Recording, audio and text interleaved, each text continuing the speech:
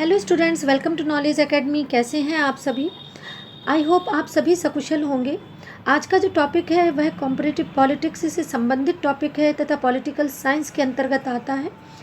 Comparative politics आपके MA political science के पाठ्यक्रम में लगा हुआ है, जिसे विभिन्न विश्वविद्यालयों में पढ़ाया जाता है। आज के इस सेशन में हम देखेंगे कि लीगल अप्रोच यानी कानूनी उपागम क्या है तथा इसके अंतर्गत किस तरह की विषय सामग्री का अध्ययन किया जाता है। यहाँ पर मैं आपको रिकॉल कराना चाहूँगी कि इसके पहले भी मैंने कुछ वीडियोस बनाए हैं जो कि कॉम्परेटिव पॉलिटिक्स से रिलेटेड हैं। यदि आप अपने कंसेप्ट को क्लियर करना चाहें तो उन्हें अवश्य देखें, जिनमें से कुछ हैं traditional approach, historical approach, philosophical approach etcetera. Apart from this, यदि आपको किसी टॉपिक पर वीडियोज चाहिए तो आप अपने टॉपिक को कमेंट्स बॉक्स में अवश्य मेंशन करें। And before starting the session I would like to say that please like, subscribe, share and motivate channel for new updates. It will be beneficial for you. You are most welcome for your suggestions and comments for teaching learning perspective. Students, कानूनी उपागम के संबंध में यदि discuss करें तो generally देखा गया है कि संस्थानिक उपागम तथा कानूनी उपागम के संदर्भ में भ्रम की अवधारणा पैदा हो जाती है, या ये कहें कि कन्फ्यूज़न उत्पन्न हो जाता है। तो यहाँ पर मैं आपको फर्स्ट ऑफ ऑल ये क्लियर करना चाहूँगी कि जो संस्थानिक उपागम है उसमें व्यवस्थापिका, कार्यपालिका, न्यायपालिका जैसे पॉलिटिकल ऑर्गेनाइजेशंस का अध्ययन किया जाता है एवं इन राजनीतिक संगठनों की औपचारिक संरचना पर भी बल दिया जाता है। जबकि कानूनी उपागम के अंतर्गत कानूनी प्रक्रियाओं एवं संस्थाओं का अध्ययन किया जाता है। इस तरह से संस्थानिक उपागम एवं कानूनी उपागम दोनों ही परंपरागत उपागम यानी ट्रेडिशनल अप्रोचेज के अंतर्गत आते हैं तथा कानूनी उपागम को न्यायिक उपागम भी कहा जाता है। यहाँ पर ये स्पष्ट होना भी आवश्यक है कि कानूनी उपागम का अध्ययन कानून और न्याय व्यवस्था के विषयों के रूप में नहीं समझा जाना चाहिए, या ये कहें कि न्याय शास्त्र के मामले में इसे नहीं समझा जाता है, बल्कि कानून को बनाने या उसको निर्माण करने एवं कानून को लागू करने वाले संगठन के रूप में इसको देखा समझा जाता है। इस संबंध में सिसरो का महत्वपूर्ण स्थान है, जो कि विश्लेषणात्मक न्याय शास्त्री कहे जाते हैं। ये कहें कि प्राचीन समय में विश्लेषणात्मक न्याय शास्त्री सिसरो ने तथा आधुनिक समय के पॉलिटिकल थिंकर डाइसी ने भी इस संदर्भ में अपने महत्वपूर्ण विचार अभिव्यक्त किए हैं तथा राज्य को एक प्रमुख कानूनों का निर्माण करने वाला तथा उसे लागू करने वाला एक उपकरण या संस्था माना है। अब इसके कुछ प्रतिपादक या पॉलिटिकल थिंकर्स जिनके माध्यम से ये विचारधारा विकसित हुई, उनके संदर्भ में यदि डिस्कस करें तो इनमें जीन बोदा, ह्यूगो, ग्रोशियस एवं टॉमस हॉब्स की रचनाओं का उल्लेख किया जा सकता है, या ये कहें कि इनके कंसेप्ट ने, इनकी लेखन ने, इनकी पुस्तकों ने इस संदर्भ में विशेष योगदान दिया, जिसमें थॉमस हॉब्स की पुस्तक सॉवरेंटी का प्रतिपादन किया गया, या ये कहें कि टॉमस हॉब्स ने संप्रभुता यानी सॉवरेंटी के सिद्धांत का प्रचलन किया। हॉब्स द्वारा प्रतिपादित संप्रभुता का जो सिद्धांत है वह उनके सोशल कॉन्ट्रैक्ट थ्योरी से प्रभावित है तथा संप्रभु को ही उच्चतम कानूनी अधिकारी या प्राधिकारी माना गया है, यानी संप्रभु का आदेश ही कानून है और इसकी आज्ञा का पालन यानी संप्रभु की आज्ञा का पालन या तो सजा से बचने के लिए तथा भयानक प्राकृतिक अवस्था को दूर रखने के लिए किया जाना चाहिए।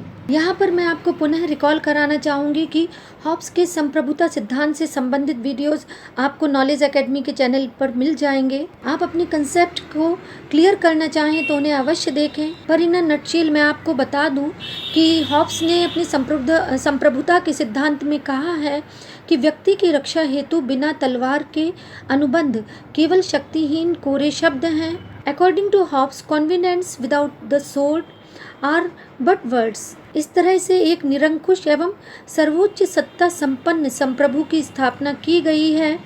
इसका प्रत्येक आदेश कानून है तथा उनके प्रत्येक कार्य न्यायपूर्ण माने गए हैं। हॉब्स ने भी कहा है कि जनता का एकमात्र कार्य संप्रभु के आदेशों का पालन करना है, चाहे वे आदेश ईश्वरीय और प्राकृतिक नियमों के विरुद्ध ही क्यों ना हो। जनता के लिए इसका पालन करना अनिवार्य, न्यायपूर्ण एवं वैध है। इस तरह से हॉब्स की जो संप्रभुता का कंसेप्ट है वह अविभाज्य एवं असीमित धारणा पर आधारित है। सेबाइन ने इस संदर्भ में कहा है कि हॉब्स ने संप्रभुता को उन समस्त अयोग्यताओं से पूर्णतः मुक्त कर दिया है जिन्हें बूदा ने आवश्यक रूप से बनाए रखा है या अनिवार्य माना है। इसके अतिरिक्त यहाँ ये बात भी ध्यान देने योग्य है कि कानूनी उपागम के संदर्भ में Bentham, John Austin, Savigny, Henry Maine एवं डाइसी की रचनाओं का भी उल्लेख किया जा सकता है या ये कहें कि उनसे निर्देशन भी प्राप्त किया जा सकता है। इन सभी पॉलिटिकल थिंकर्स की राइटिंग्स ने राजनीति के अध्ययन को एक विस्तृत आयाम प्रदान किया तथा उन्हें विभिन्न प्रकार की कानूनी प्रक्रियाओं से भी जोड़ दिया।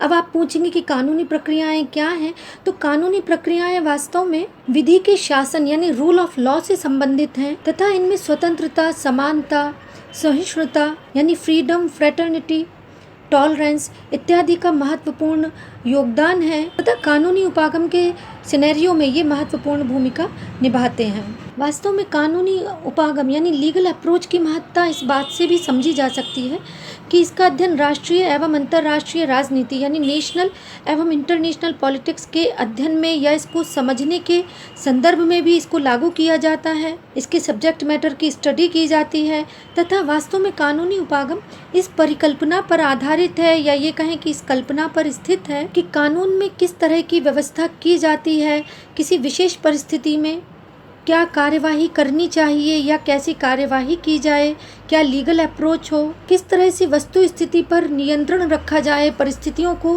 किस तरह की कार्यवाही के माध्यम से नियंत्रित किया जाए जिससे कि अनुशासन भी स्थापित हो जाए तथा सीमाओं का निर्धारण भी किया जा सके। यानी सीमाएं कहने का अभिप्राय है कि जो लिमिटेशंस हैं वो एस्टेब्लिश बनी रहें तथा सिटीजन्स के माध्यम से कानूनों का पालन भली भांति कराया जाए। इसके अतिरिक्त इसमें पॉलिटिकल बिहेवियर यानी राजनीतिक व्यवहार का भी अध्ययन किया जाता है तथा राजनीतिक व्यवहार के पूर्वानुमान का विश्लेषण तथा उसके आधार पर कानून का ज्ञान होना भी आवश्यक माना गया है। यहाँ पर एक प्रश्न सहज उठता है या इस संदर्भ में एक प्रश्न सहज है कि वास्तव में राजनीतिक व्यवहार क्या है, तो इसके अंतर्गत व्यक्ति एवं समष्टि यानी व्यक्ति और समाज दोनों का ही अध्ययन किया जाता है तथा देखा जाता है कि किस तरह से पॉलिटिकल बिहेवियर प्रभावित होता है। इसमें विभिन्न प्रकार की प्रायोगिक विधियों को भी शामिल किया जाता है तथा निर्णय किस तरह से लिए जाते हैं, किस तरह से निर्णय को या पॉलिटिकल डिसीशंस को प्रभावित किया जाता है, उन्हें कैसे निर्माण किया जाता है या ये कहें कि पॉलिटिकल जो डिसीशंस होते हैं उनका निर्माण कैसे होता है तथा डायरेक्शन किस तरह से दिया जाता है जिससे कि जनमत का निर्माण किया जा सके या ये कहें कि जनमत को प्रभावित किया जा सके। इस तरह की स्टडी पॉलिटिकल बिहेवियर के अंतर्गत आती है। इसमें आप कॉयलेशन ऑफ गवर्नमेंट या ये कहें coalition government, public opinion, pressure groups की भी भूमिका का अध्ययन किया जाता है। इस तरह से जनमत के निर्माण, मतदान, लोकमत के निर्माण, दबाव समूह की भूमिका इत्यादि इसके अंतर्गत है या ये कहें कि इन सभी के माध्यम से वास्तव में राजनीतिक व्यवहार प्रभावित होता है। अतः इन सभी का पूर्व अनुमान होना आवश्यक है। इस संबंध में जेलिनेक के जो विचार हैं वो उल्लेखनीय हैं या ये कहें कि उन्होंने इस संदर्भ में कहा है क्योंकि जेलिनेक ने कानूनी उपागम के संबंध में विशिष्ट अध्ययन किया तथा उन्होंने अपने विभिन्न प्रकार के जो डाटाज हैं और जो भी थ्योरीज हैं वो इसके अंतर्गत रखी हैं। यही कारण है कि उन्हें इसका विशिष्ट अध्येता कहा जाता है।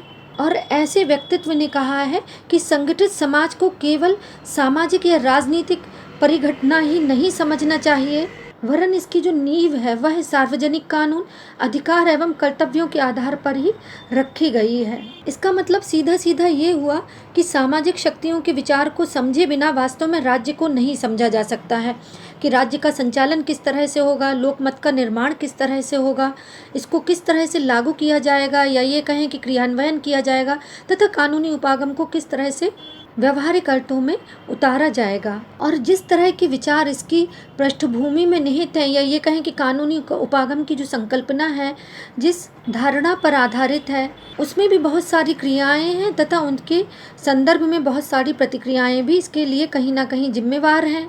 कुल मिलाकर सरल शब्दों में यदि कहा जाए तो जो कानूनी उपागम है इसके अंतर्गत सार्वजनिक जीवन का अध्ययन किया जाता है या ये कहें कि ये सार्वजनिक जीवन का ही एक पक्ष है तथा इसी के कारण इसमें राज्य से संचालित करने वाली जो अवधारणा है वह अस्तित्व में आई तथा इस उपागम की इस आधार पर आलोचना की जाती है कि इसके अंतर्गत राजनीतिक कार्यों के व्यवहार का पूर्ण अध्ययन नहीं किया जा सकता है। जिस तरह से आदर्शवादी यानी जो आइडियलिस्टिक थिंकर्स हैं, उनकी इस आधार पर आलोचना की जाती है कि राज्य एक नैतिक सत्ता के अतिरिक्त और कुछ नहीं है। इसी तरह से विश्लेषणात्मक न्यायवादी यानी जो कानूनी उपागम की आलोचना करते हैं, उनके द्वारा भी यहाँ पर एक गलती ये कर दी जाती है, या ये कहें कि वे ये नहीं समझ पाते हैं कानूनी उपागम के संदर्भ में कि हर राजनीतिक प्रणाली को यानी पॉलिटिकल सिस्टम को वास्तव में न्याय की सत्ता या न्याय से संबंधित विषय या न्याय से संबंधित सत्ता का रूप प्रदान नहीं किया जा सकता। अतः कानूनी उपागम का जो अध्ययन है, या ये कहें कि विधिक उपागम या न्यायिक उपागम, ये विभिन्न प्रकार के उपागम इसको नाम दिए गए हैं। यह आपको पता होना चाहिए कि इसको विधिक उपागम के रूप में जाना जाता है, न्यायिक उपागम के रूप में जाना जाता है तथा कानूनी उपागम भी इसको कहा जाता है। तो इस उपागम के अतिरिक्त इसकी व्याख्या किसी अन्य उपागम के आधार पर भी की जा सकती है, ऐसा विद्वानों ने माना है।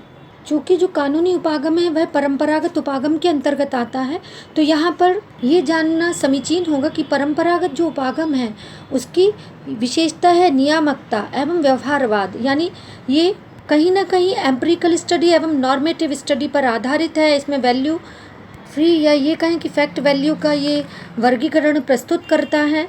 कुल मिलाकर सारांश में यदि कहें तो जो राजनीतिक उपागम कानूनी उपागम है वह राजनीतिक आचरण के नैतिक मानदंड की स्थापना करना चाहता है, राज्य के स्वरूप को समझने, उसके उद्देश्यों को स्पष्ट करने, आदेशों का पालन करने एवं करवाने के संबंध में सीमाओं का निर्धारण करने, इसके अतिरिक्त अधिकार, कर्तव्य, स्वतंत्रता, समानता, सहिष्णुता इत्यादि जो शाश्वत प्रश्न हैं या शाश्वत राजनीतिक चिंतन के बिंदु हैं, उनके संबंध में प्रश्न पूछता हुआ नजर आता है कि अच्छे जीवन की अवधारणा के संबंध में क्या कानूनी उपागम आवश्यक है।